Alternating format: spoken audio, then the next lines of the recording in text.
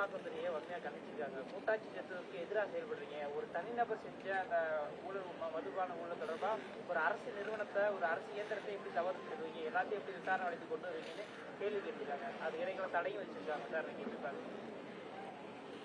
உச்ச நீதிமன்றம் நம்முடைய இந்திய அரசியலமைப்பு சட்டப்படி முறையான விசாரணை ஒவ்வொரு துறையும் செய்ய வேண்டும் என்று அறிவுறுத்ததின் அடிப்படையில் அதே போலதான் ஈடிக்கும் அதுபோல இப்படிப்பட்ட இதை அரசியலாக்குவதற்கு தேர்தல் நேரங்களை கருத்தில் கொண்டு அரசியலுக்காக இதை செய்ய வேண்டாம் அப்படிங்கிற அடிப்படையில் அதை சொல்லியிருக்கலாம். நீங்க சொன்னதை வச்சுதான் நான் அந்த ஜட்ஜ்மெண்ட்டையும் பார்க்கல, நீங்க சொன்னதை வச்சு நான் அதை சொல்றேன்.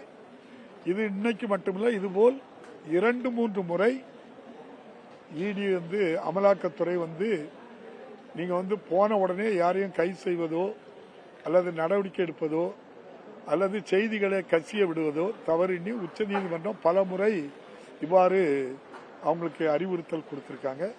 அதுபோல்தான் இதுக்கும் கொடுத்திருக்கிறது. இந்திய அரசியலமைப்பு சட்டப்படி உச்ச நீதிமன்றம் பெரும் பாதுகாப்பாக இருக்கின்றது.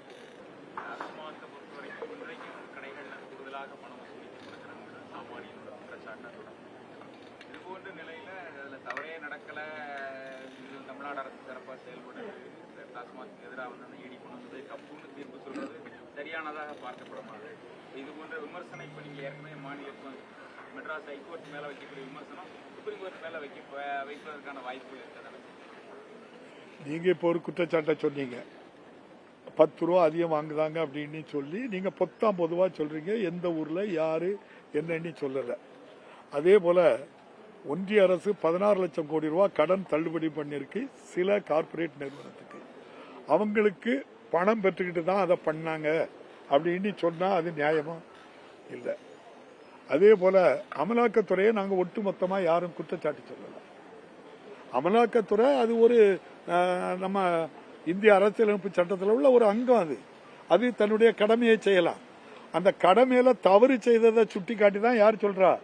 உச்ச நீதிமன்றம் இந்த இடத்துல நீங்க இந்த தவறை செய்திருக்கீங்க, இது தவறு, இந்திய அரசியலமைப்பு சட்டத்துக்கு இது விரோதமானது, இதை நீங்க பண்ணக்கூடாதுன்னு சொல்றாங்க. நான் இன்னொன்னு சொல்றேன், இந்த வழக்கை நீங்க தான் சொல்ற 10 ஆண்டுகளுக்கு முன்னால உள்ள வழக்கு 43 வழக்கு போட்டிருக்கு. ஏடிஎம்கே பீரியட் ஆட்சியில் இருக்கும் போதும் இந்த ஆட்சியில் இருக்கும் போதும் அங்க 37-38 வழக்குகளும் இப்பவும் போட்ட மாதிரி சொல்றாங்க. அது எனக்கு அது உள்ளுக்குள்ள நான் வரல. நான் மேலிழந்த வாரியா உங்ககிட்ட ஒரு கேள்வி கேட்க,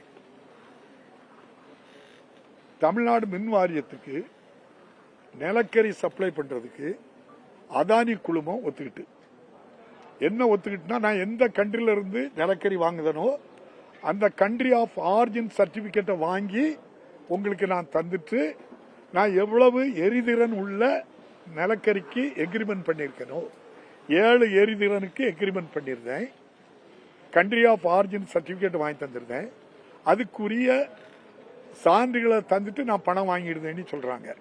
ஆனா அதுபடி பண்ணல. அவங்க கண்ட்ரி ஆஃப் ஆரிஜின் சர்டிபிகேட் வாங்கி ஈபிக்கு கொடுக்காம 7 எரிதிறனுக்கு பதிலாட்டு 4 தான் எரிதிறன் இருந்ததாக நான் சொல்லல. ஏஜி ஆடிட் ரிப்போர்ட் சொல்லுது. அந்த வகையில மட்டும் அதானி தமிழ்நாடு மின் வாரியத்துக்கு நிலக்கரி சப்ளை பண்ணல 826 கோடி ரூபாய் ஊழல் நடந்திருக்கு. இது ரேண்டமா ஏஜி ஷிப்ல வந்ததை விசாரிச்சு ஏஜி ரிப்போர்ட் தான் இதை சொல்லுது. இதே குற்றத்தை தான் தமிழ்நாட்டை சேர்ந்த BS அப்துல் ரஹ்மான் அவர் பையன் புகாரி இதே குற்றச்சாட்டு அவரு கண்ட்ரி ஆஃப் ஆரிஜின் சர்டிபிகேட் கொடுக்கல, 7 எரிதிறனுக்கு பதிலாட்டு 4 தான் கொடுத்தாருன்னு சொல்லி அவர் மேல குற்றச்சாட்டு.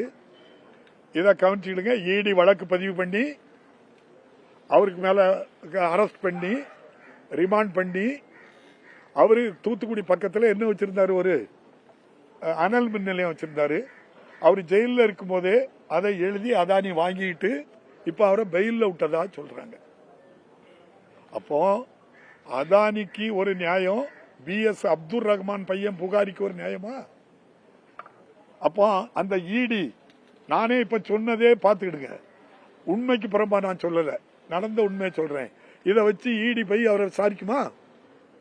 நீங்க பத்திரிகைகள் ஊடகங்கள்லாம் நாளைக்கு அதானி வீட்டில் ரைடுக்கு போறாங்க, இதுவும் இந்த தமிழ்நாடு மின்சார வாரியத்துக்கு மின்சாரம் நிலக்கரி கொள்முதல்ல உள்ள ஊழல் சொல்லுங்களா கேட்ட எல்லா எவிடன்ஸும் நான் இப்போ வாட்ஸ்அப்ல அனுப்பிவிட்டுருக்கேன். எல்லாம் தர எவிடன்ஸ். BS ரஹ்மான் அந்த புகாரி FIR ரிமாண்டு எல்லாம் இருக்கு. அதே போல இவங்க எக்ரிமெண்ட் பண்ணது எல்லாம் இருக்கு, வாங்கி போடுங்க, இதை விசாரிங்களா? அப்போ நீங்க ஆள் பார்த்து பண்றீங்க, அதைத்தான் உச்ச நீதிமன்றம் இப்படி பண்ணாங்கன்னு சொல்லியிருக்கு. ஒரு பொருள் வச்சுதான் ஒரு தனிப்பட்ட ஒரு நபர் செய்த குற்றச்சாட்டோ ஊழலோ அவர் மேல விசாரிங்க. அதை கம்பைன் பண்ணி ஒரு அரசோட கொண்டு மாட்டாங்க. இப்ப அதானி செய்ததுக்கு மாண்புமிகு பாரத பிரதமர் காரணம் சொல்ல முடியுமா? அது விசாரிச்சுலாம் சொல்லணும். பாரத பிரதமர் பக்கத்துல தான் அவர் இருக்காரு, நாங்க என்ன செய்ய முடியாது? அப்ப நீங்க நியாயம் என்னன்னு நீங்க பத்திரிகைகள் தான் உண்மையை சொல்லணும். செய்திகளை உடனுக்குடனும் துல்லியமாகவும் தெரிந்து கொள்ள சப்ஸ்கிரைப் பண்ணுங்க.